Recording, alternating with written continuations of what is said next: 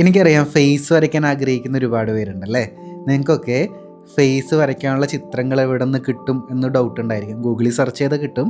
പക്ഷേ നിങ്ങളുടെ ലെവൽ അനുസരിച്ചുള്ള ചിത്രങ്ങൾ എങ്ങനെയാണ് പോർട്രേറ്റ് വരയ്ക്കാൻ വേണ്ടി പ്രാക്ടീസ് ചെയ്യുമ്പോൾ സെലക്ട് ചെയ്യണം എന്ന് ഞാൻ പറഞ്ഞുതരാം. അതിന് ഏത് വെബ്സൈറ്റ് യൂസ് ചെയ്യണമെന്ന് ഞാൻ പറഞ്ഞുതരാം. Pinterest.com എന്നുള്ള സൈറ്റാണ് ഞാൻ ഇവിടെ എടുത്തിരിക്കുന്നത്.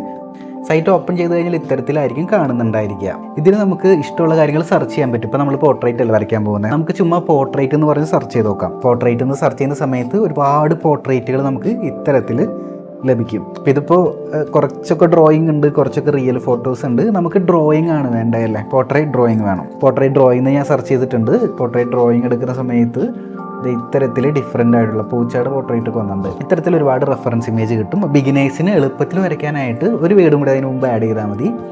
ഈസി പോർട്രേറ്റ് ഡ്രോയിങ് എന്ന് ആഡ് ചെയ്യാം. അപ്പോൾ നമുക്ക് എളുപ്പത്തിലുള്ള കുറേ പോർട്രേറ്റ് ഡ്രോയിങ്ങുകൾ കിട്ടും.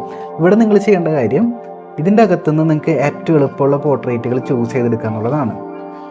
സ്റ്റാർട്ടിങ് സ്റ്റേജിലുള്ളവരൊക്കെ ആണെങ്കിൽ ഇത്തരത്തിൽ അധികം ഷെയ്ഡ് ഇല്ലാത്ത ഔട്ട്ലൈൻ മാത്രമുള്ള ചിത്രങ്ങൾ വരയ്ക്കുകയാണെങ്കിൽ നല്ലതായിരിക്കും. ഇതും നല്ല രീതിയിൽ വരയ്ക്കാൻ പറ്റുന്ന ഒരു ചിത്രമാണ്.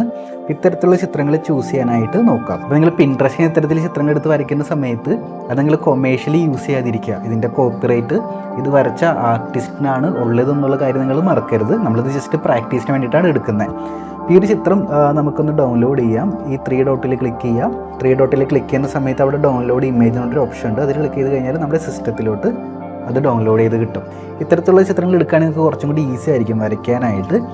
അപ്പോൾ ഇതൊക്കെ നല്ലൊരു എക്സാമ്പിളാണ് ഇദ്ദേഹത്തിൻ്റെ. കണ്ടോ, ഒരുപാട് ഷെയ്ഡൊന്നുമില്ല, പക്ഷേ സിമ്പിളായിട്ട് ഷെയ്ഡ് ചെയ്തിട്ടുണ്ട്. അപ്പോൾ നമുക്ക് ചെറുതായിട്ട് ഷെയ്ഡിങ്ങും സ്റ്റാർട്ട് ചെയ്യാൻ പറ്റും.